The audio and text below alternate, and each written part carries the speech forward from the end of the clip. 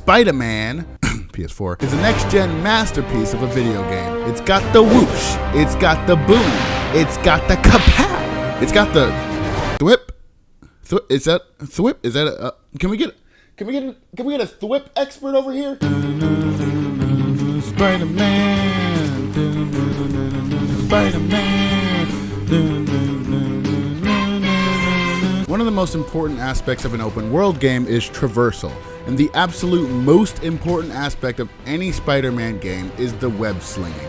And man, they really swung it out of the park with this one. All right, let's do that one over.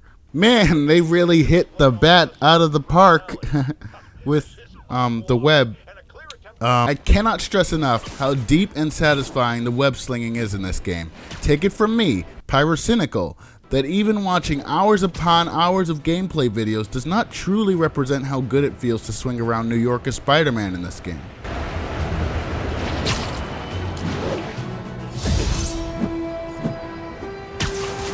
All units advised, we have There's a lot of decision making to be made in swinging alone. You have to decide when to begin or end your swing for maximum height or maximum speed. You have to zip to maintain speed over short distances. You can point launch to help maneuver the tops of buildings where there are fewer swinging spots. You can run along the edges of buildings. You can aim a web zip to make point launching easier or just to land at a specific location. And there's even a button to brake. It never gets overwhelming though. The swinging system is so versatile with tons of recovery options and even a few upgrades for when you mess up. And you will mess up. And trust me, because I went through this when I was looking at videos of the game. Even if there's some part of the movement that doesn't seem like you would like it, you gotta give it a try while playing the actual game. It all comes together so very well. The game assists you quite a bit with web slinging, but at no point does it feel like the game is just playing itself. There's also a little bit of auto aim when you're doing a mission and you have to aim at specific points while in mid-air.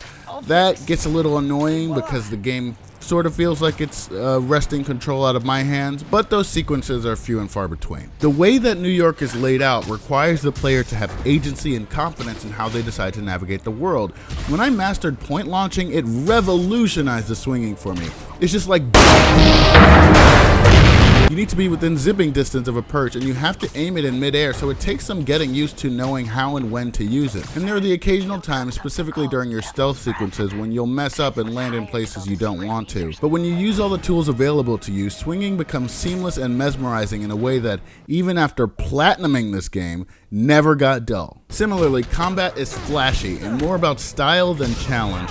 Even on the hardest difficulty, the enemies are never really so difficult that my 10-year-old niece who plays Fortnite, and only Fortnite, can't get through most confrontations by spamming attack and jump moves. But there's a surprising level of depth here that can be a little overwhelming on a first playthrough. There's a bevy of gadgets with different effects, the ability to throw objects, the ability to let enemies escape into walls, to quickly subdue them, web swinging, dodging, airlocking. It's really a lot.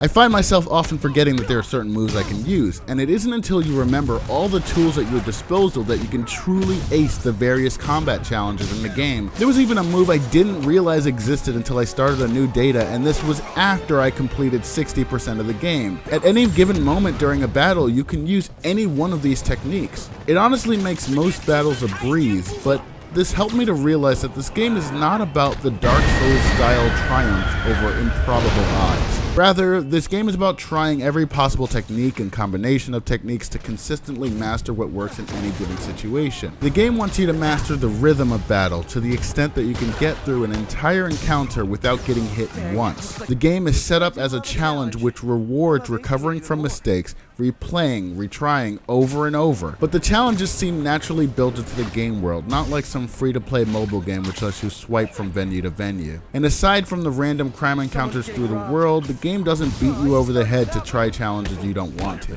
I mean, you can even ignore the crimes, but you know, you're Spider-Man, man. You really want to just walk away.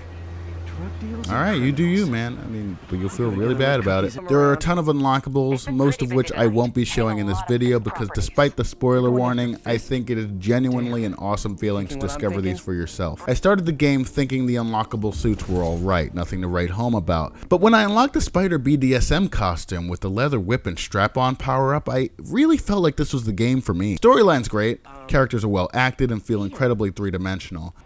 Are you in trouble? Do you need money? No, I mean, I'm a little behind on my rent, but no, I'm fine. Girl problems again, huh? What? No, that's crazy. There are a few forced stealth sections here and there where you're not playing as Spider-Man, but the checkpoint system is incredibly forgiving and these parts are few and far between. The game is explosive on an Uncharted level with environments getting destroyed and, you know, literal explosions. The boss battles are cool looking and satisfying, though they suffer from the occasional sequence where the big baddie runs away to summon minions to fight for him, but I didn't mind it so much in this game because the combat is really that gratifying. These sequences will often have quick time events and cutscenes that are almost never frustrating or intrusive. It does much to make you feel involved even during a heavily scripted sequence. There was a moment when I realized one of the cutscenes they showed off at E3 was actually in the game, in its actual entirety, and the actual QuickTime events in the actual sequence were actually playable, and I was like, whoa. Game is less mean than you would imagine. All of Spider-Man's quips feel in character and not cringy, even if they're not funny. You guys look mad. I admit, I used all my good quips on the others, but I don't mind repeating myself. Though I genuinely found some of his quips to be hilarious. You're passionate. Hashtag blessed. Did you just say hashtag out loud? That's honestly almost as bad as the kidnapping. The game is not without its flaws. I died a bit on hard mode, but I might appreciate an even more unforgiving difficulty for the thrill seekers out there. But trying to do these challenges and get the maximum amount of points for each one is the game's way of compensating for its lack of inherent difficulty, I think. There are also some AI issues, enemies not noticing you when you're right in front of them, enemies getting stuck on terrain and vehicles. There was even a glitch where I hit a guy and he got stuck between a wall and a piece of terrain, literally between a rock and a hard place, and he was stuck in this infinite falling animation. I found it easy to overlook these because of how amazing the game is on a fundamental level, but the glitches and AI can be frustrating for some people. I even had 3 hard crashes, one when I restarted my game and I was playing through the first mission again, another when my niece was playing, and a third one when I kicked a guy out of a tower. I'm not sure what triggered them. I'm not excusing these either, but with such a forgiving checkpoint system, these seemed like minor setbacks at best. And okay, I'm going to spoil this bit mainly because I want to see how many other people share this fear of mine. Please skip over this bit or close out of the video if you don't want any of the endgame story bits spoiled for you, alright? Alright. Essentially, my biggest video game fear is just seeing a giant character model, like way oversized. I'm talking Empire State Building size, and just having them stand in like a T-pose, completely motionless, as if they're in a character model viewer and really zoomed in, or they're like glitching the fuck out. Oh no!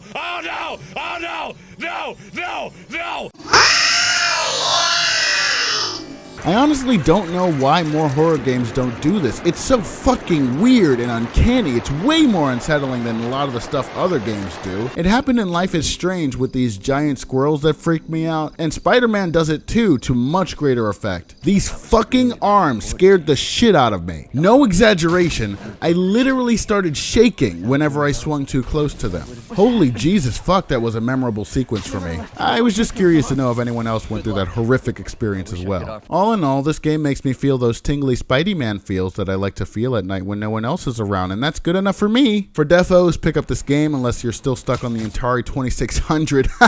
Loser! This company I've arbitrarily assigned my monetary and emotional allegiance to is better than the company which produces the medium on which you enjoy games for no logical reason whatsoever! Although I do wish I was playing this on a PS4 Pro. Fucking Tarzan. Fucking hate that bitch.